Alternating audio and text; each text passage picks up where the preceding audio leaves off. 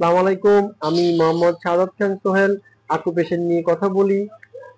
আজকে আমি ভেষজ নিয়ে কথা বলবো। আমি তো সবসময় অকুপেশন নিয়ে কথা বলি, আজকে ভেষজ নিয়ে কথা বলবো। আজকে ভেষজ হচ্ছে সজনা পাতার চা, মোরিঙ্গা লিফ।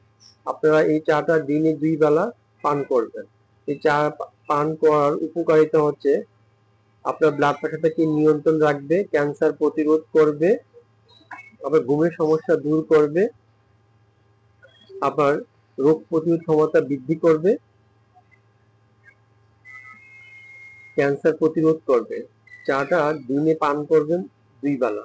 ধন্যবাদ, ভালো থাকবেন। যাদের কাছে আমার এই ভিডিওটা ভালো লাগছে তারা আমাকে লাইক দিবেন, এবং যাদের বুঝতে অসুবিধা হয়েছে তারা আমাকে কমেন্ট করবেন, এবং এই প্রেশারজনিত, হরমোনজনিত এবং ঘুমজনিত যাদের সমস্যা আছে তাদের মাঝে আমার এই ভিডিওটা বিলিয়ে দিবেন। ধন্যবাদ, ভালো থাকবেন।